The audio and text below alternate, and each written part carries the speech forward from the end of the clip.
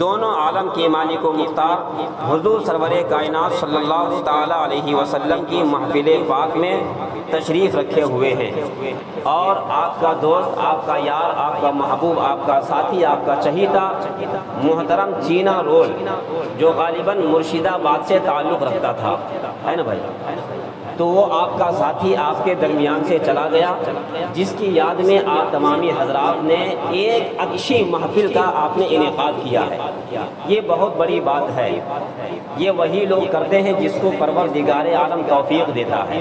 میری آواز آپ تک پہنچ رہی ہے؟ پیچھے بالکل پہنچ رہی ہے جی؟ تو آپ بڑے خوش نصیب ہو، بڑے اچھے ہو۔ آپ حضرات اپنے بچوں کو چھوڑ کر کے، اپنی ماں کو چھوڑ کر کے، بیوی کو چھوڑ کر کے، اپنے گھر والوں کو چھوڑ کر کے، کوئی بہار سے تعلق رکھنے والا ہوگا، کوئی جھارکھنڈ کا ہوگا، کوئی مرشد آباد کا ہوگا، کوئی کہیں کا کوئی کہیں سے تعلق رکھنے والا ہوگا، اور سارے لوگ اپنے اپنے گھر والے کو چھوڑ کر کے یہاں پر کس لیے آئے ہیں؟ صرف روزی کی تلاش میں آئے ہیں۔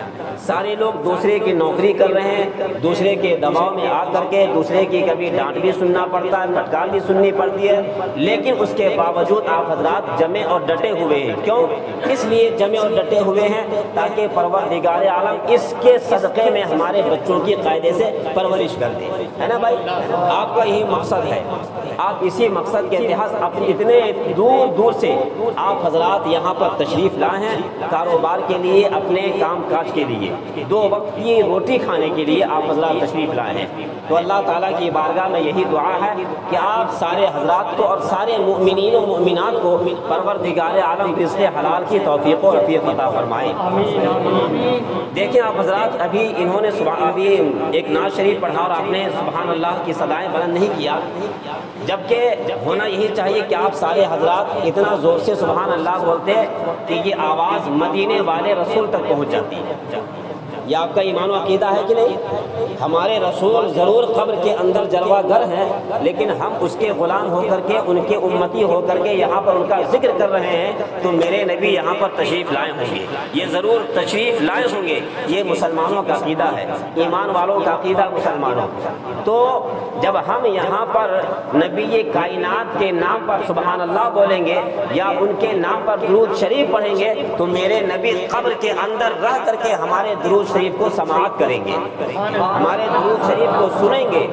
اس لیے جب بھی آپ سے یہاں ہو، کہیں ہو، جب بھی کہیں پہ ذکر رسول ہو، یاد خدا میں، ذکر خدا میں آپ کہیں بھی بیٹھو، تو آپ سے جب مولانا صاحب کہیں کہ درود شریف پڑھیے تو آپ زور زور سے پڑھا کیجئے۔ درود شریف آپ پڑھیں گے تو آپ کو بہت فائدہ ہوگا۔ سب سے بڑا فائدہ یہ ہوگا کہ سب سے پہلے اللہ تبارک و تعالی آپ پر 10 رحمتیں نازل فرماتا ہے، اور آپ کے 10 درجات کو بلند فرما دیتا ہے، اور تیسرا فائدہ یہ ہے کہ آپ کے 10 گناہ کو اللہ تعالیٰ مٹا دیتا ہے۔ سمجھ رہے ہیں؟ ایک بار آپ نے درود شریف پڑھا، فائدے 30 ملے، فائدے 3 ملے۔ ایک تو آپ کے گناہ مٹے، دوسرے آپ کے درجات بلند ہوئے، تیسرے آپ پر رحمتیں نازل ہوئی۔ تو یہ فائدہ ہے۔ اس لیے درود شریف جب بھی پڑھنے کو کہا جائے تو با آواز بلند جھوم جھوم کر نبی کے لیے آپ درود شریف پڑھو۔ میں اپنی تقریر کے اخیر میں آپ کو ایک واقعہ بتاؤں گا، آپ کا ایمان انشاءاللہ ضرور تازہ ہو جائے گا۔ آپ دنیا سے جانے والا جب جاتا ہے، کوئی بھی بندہ مومن ہو، کہیں کا بھی رہنے والا ہو، جب اس دنیا کو چھوڑ کر کے قبر کی پہلی منزل میں جاتا ہے تو وہ کیا کہتا ہوا جاتا ہے، آپ ذرا سنیں۔ یہ الگ بات ہے کہ اس کی آواز کو، اس کی ہم باتوں کو سمجھ نہیں پاتے ہیں، لیکن مرنے والا ضرور یہ کہتا ہوا جاتا ہے۔ کیا کہتا ہوا جاتا ہے، آپ سنیں۔ جاتا ہوں میں دنیا سے، مجھ کو نہ بھلا دینا۔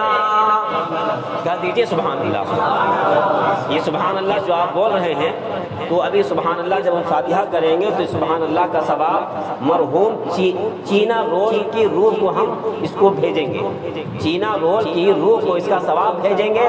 تو ہو سکتا ہے کہ پروردگار عالم اس محفل پاک کی برکت سے اس کی مغفرت فرما دے اور اس کو جنت میں اعلیٰ مقام عطا فرما دے۔ اس لیے آپ حضرات زور سے سبحان اللہ بولیں گے۔ جاتا ہوں میں دنیا سے، مجھ کو نہ بھلا دینا۔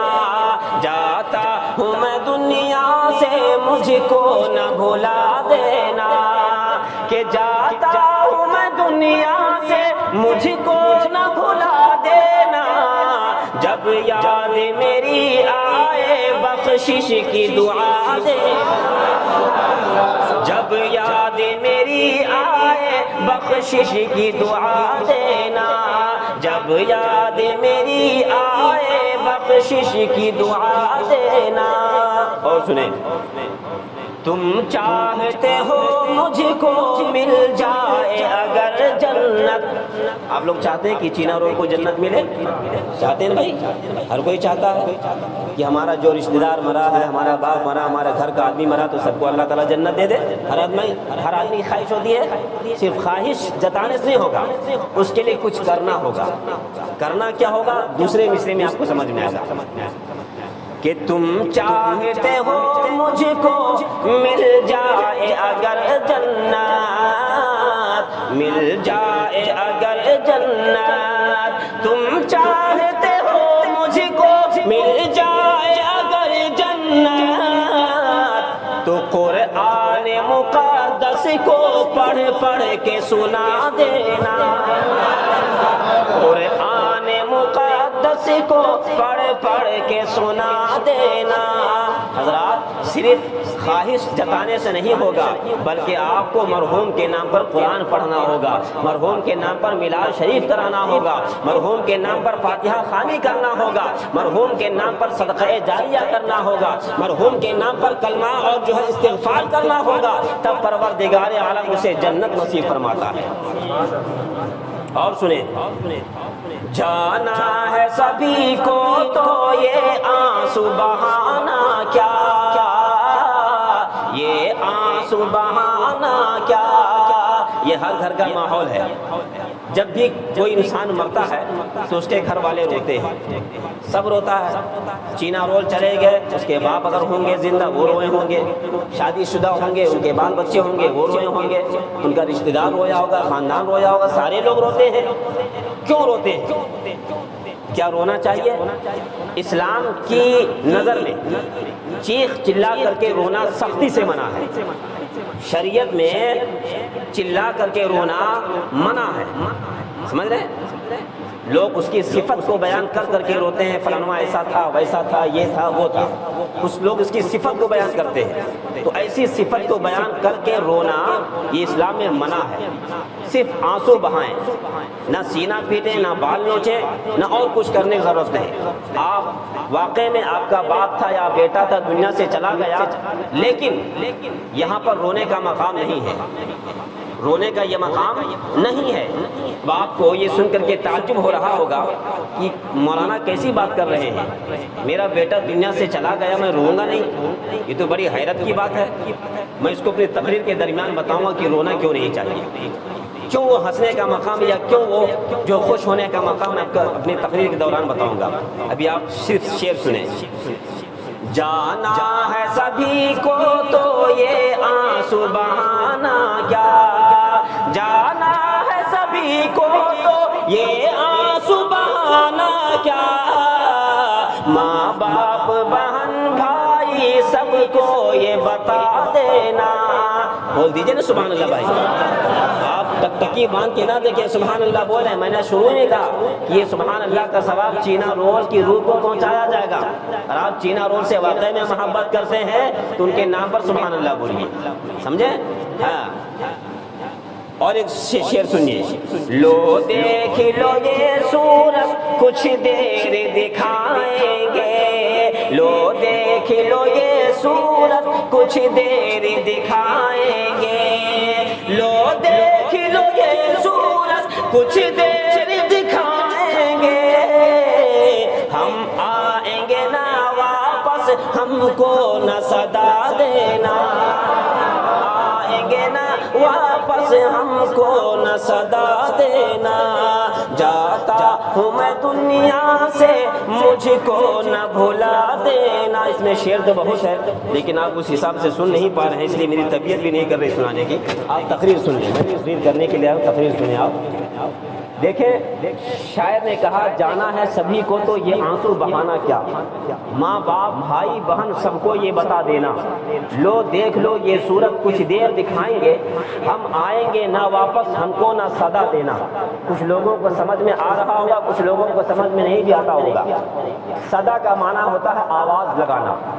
ہم آئیں گے نہ واپس ہم کو نہ صدا دینا، مطلب ہم کبھی نہیں آئیں گے، مجھ کو آواز لگانے کی کوشش نہ کرنا۔